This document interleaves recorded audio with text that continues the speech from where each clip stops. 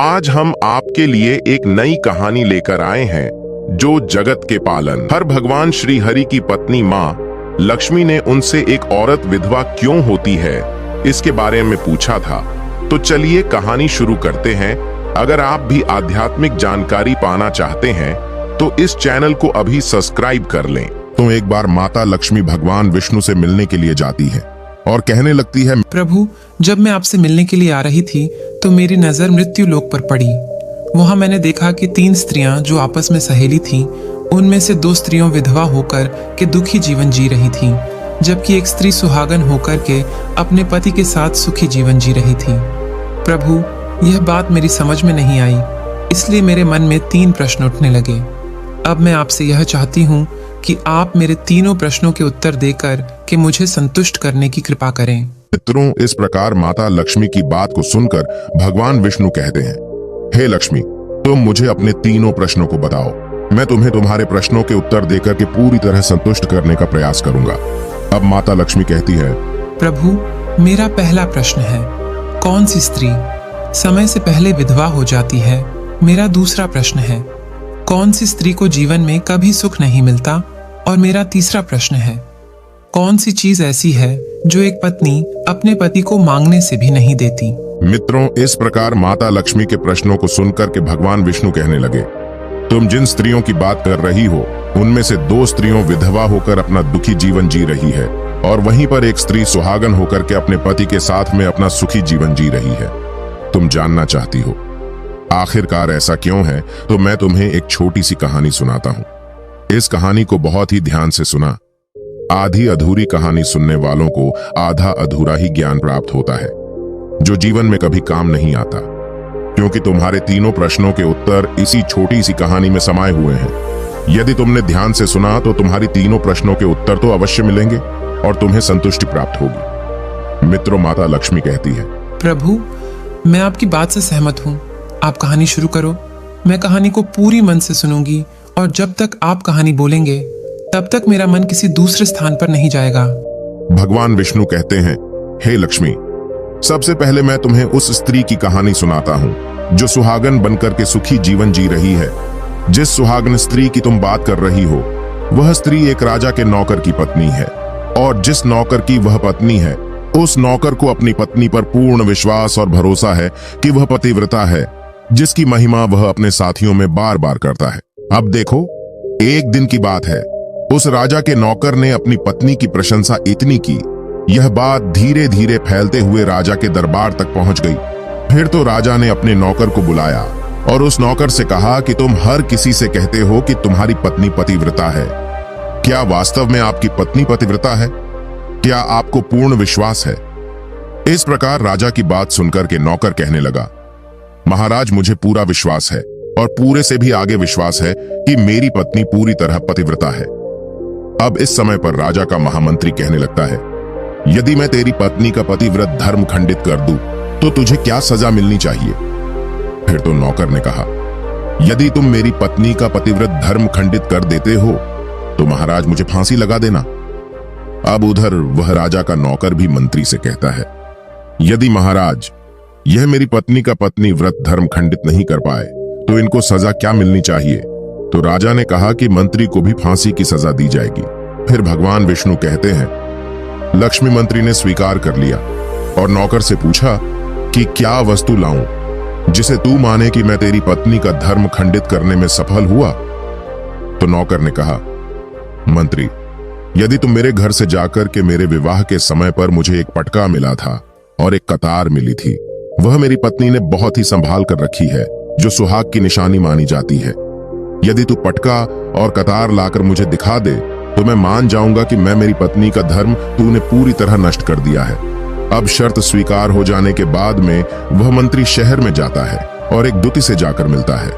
वह दूती हमेशा एक दूसरे से भिड़ने का काम करती थी और जो काम कोई नहीं कर पाता वह काम करने में वह सक्षम थी।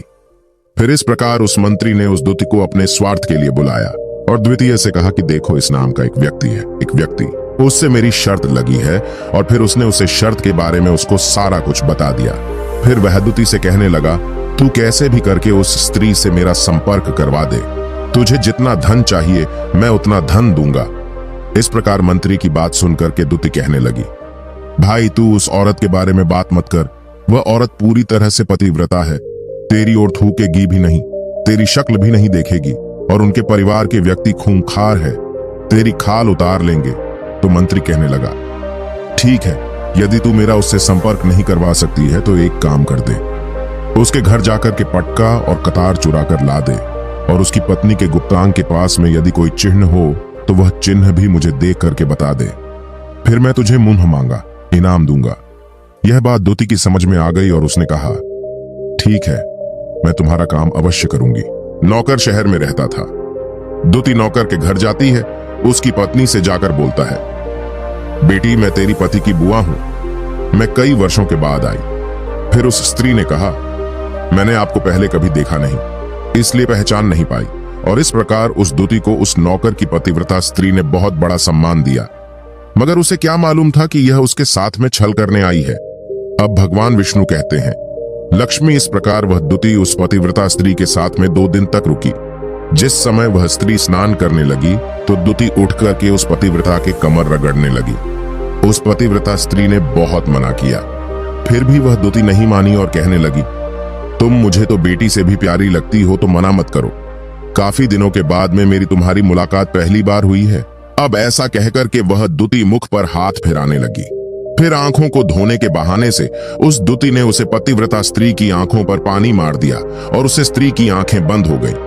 इस प्रकार गुप्तांग के पास में जांघ पर तिल था जो दुति ने देख लिया, बस उसका काम बन गया। उधर स्नान करने के बाद में जब वह पतिव्रता स्त्री रसोई में खाना बनाने गई तो दुति को मौका मिल गया और उसने पटका और कतार उस नौकर के घर से चुरा ली और वहां से एकदम से भाग गई।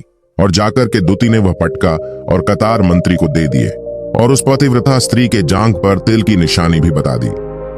मंत्री सीधा राजा के दरबार में पहुंचा और राजा से जाकर कहा, महाराज, मैं नौकर की पत्नी के साथ में 2 दिन बिताए और यह पटका तथा कतार उसी के हाथों से लेकर आया हूं। फिर तो राजा ने दरबार लगाया और नौकर को बुलाया तथा महामंत्री से सभा में पटका और कतार नौकर को दिखाने के लिए कहा। फिर राजा की आज्ञा पाकर के मंत्री ने उस नौकर को पटका और कतार दिखाई और उसकी पत्नी की जांघ पर तिल भी बताया तो नौकर मान गया कि वास्तव में आज मेरी पत्नी ने अपना पतिव्रत धर्म पूरी तरह से भंग करवा लिया। भगवान विष्णु कहते हैं, लक्ष्मी, फिर तो राजा ने फांसी का दिन 15 दिन के बाद में रख दिया और कहा कि नौकर को 15 दिन के बाद में फांसी पर चढ़ाया जाएगा। और इस प्रकार से नौकर से उसकी अंतिम इच्छा पूछी तो नौकर ने कहा कि मैं अपनी पत्नी से अंतिम बार मिलना चाहता हूं। इस प्रकार राजा ने उस नौकर को आज्ञा दी कि ठीक है, तुम अपनी पत्नी से मिल सकते हो। फिर नौकर अपने घर गया और अपनी पत्नी से कहा कि आप मेरे साथ में बहुत बड़ा विश्वासघात किया।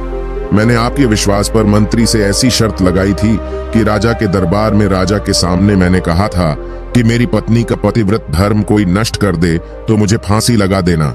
अब मुझे 15 दिन के बाद में फांसी लगा दी जाएगी। मेरे साथ विश्वासघात करके तुमने ठीक नहीं किया।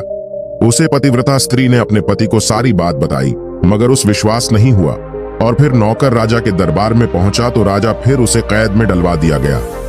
अब उधर नौकर की पतिव्रता धर्म पत्नी ने परमात्मा को याद किया और अपना भेष बदल करके राजा के दरबार में गई और राजा से नाच दिखाने की आज्ञा मांगने लगी, क्योंकि वह स्त्री बहुत ही सुंदर थी और उधर राजा शौकीन होते हैं। इसलिए राजा ने आज्ञा दे दी कि सभी मंत्री आदि उपस्थित होकर के इस सुंदरी का नाच करवाने की पूरी व्यवस्था करी। भगवान विष्णु कहते हैं, लक्ष्मी, फिर तो सब मंत्री महामंत्री राजा आदि दरबार में उपस्थित हुए और फिर उस नौकर की धर्मपत्नी ने जब नाचना शुरू किया तो राजा को उस स्त्री का नाच बहुत ही सुंदर लगा। और फिर राजा ने कहा, तुम मुझसे क्या मांगना चाहती हो? तुम जो भी मांग मांगोगी मैं तुम्हें वही दूंगा। फिर उस नौकर की पतिव्रता स्त्री ने कहा, महाराज, आपकी सभा में मेरा चोर है जिसने मेरे रुपए लिए थे मगर आज तक वापस नहीं दिए, उसे फांसी की सजा दे दीजिए। अब राजा ने कहा, ठीक है, बताओ मेरे दरबार में तुम्हारा चोर कौन है, उसका नाम क्या है, मैं उसको फांसी की सजा अवश्य दूंगा। भगवान विष्णु कहते हैं, फिर उस नौकर की पतिव्रता स्त्री ने कहा, महाराज, आपका मंत्री मेरा चोर है, आप इनको फांसी की सजा अवश्य दें। अब उधर जैसे ही मंत्री ने सुना कि यह सुंदरी मुझे अपना चोर बता रही है तो मंत्री कहने लगा, महाराज, मैं कसम खाकर कहता हूं कि मैं इसका कभी कुछ नहीं चुराया है। मैंने इसे आज तक कभी देखा ही नहीं है, तो मैं चोरी कैसे कर सकता हूं? मैं आज तक इसकी शक्ल ही नहीं देखी है।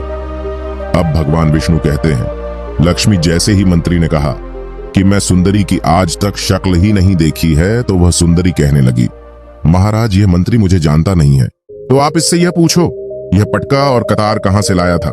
मैं उस नौकर की पत्नी हूं जो आपके यहां पर नौकरी करता है, और आप मेरे निर्दोष पति को फांसी चढ़ने वाले हैं।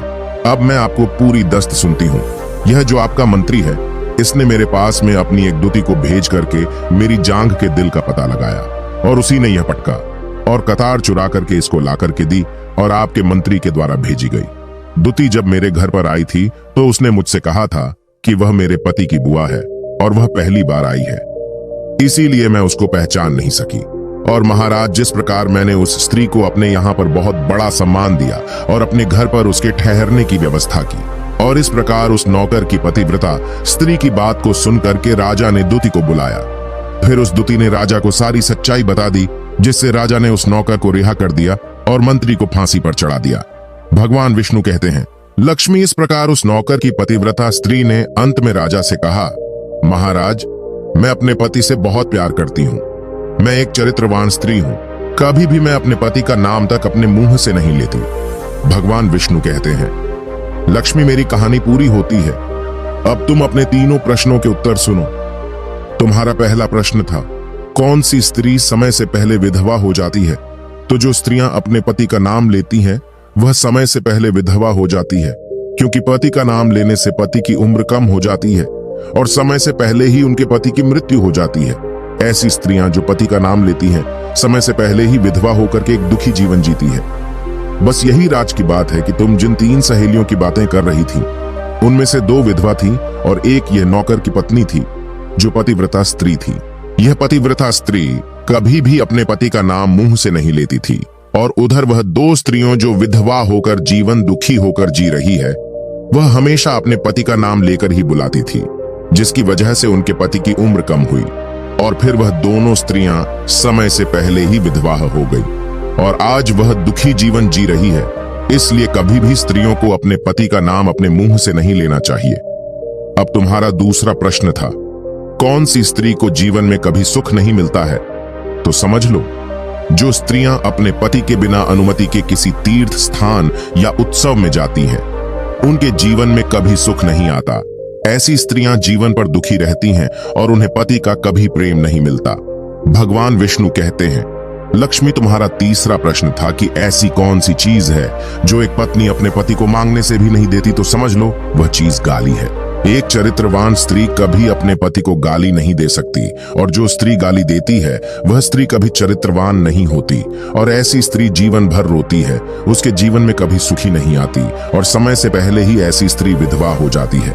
मित्रों, इस प्रकार कहानी सुनने के बाद में माता लक्ष्मी पूरी तरह से अपने तीनों प्रश्नों से संतुष्ट होकर कहती हैं, प्रभु, वास्तव में जो स्त्री चरित्रवान होती है वह कभी दुखी जीवन नहीं जीती है, क्योंकि ऐसे घर में लक्ष्मी का सदा वास होता है और वह घर धन धान्य से हमेशा भरपूर बना रहता है। ऐसी स्त्रियां हमेशा घर को स्वर्ग बना देती है। तो दोस्तों, यदि आपको यह वीडियो पसंद आई हो तो वीडियो को लाइक और शेयर करें और आगे इसी तरह मोटिवेशनल और नॉलेजेबल स्टोरियों को सुनने के लिए चैनल को सब्सक्राइब जरूर करें।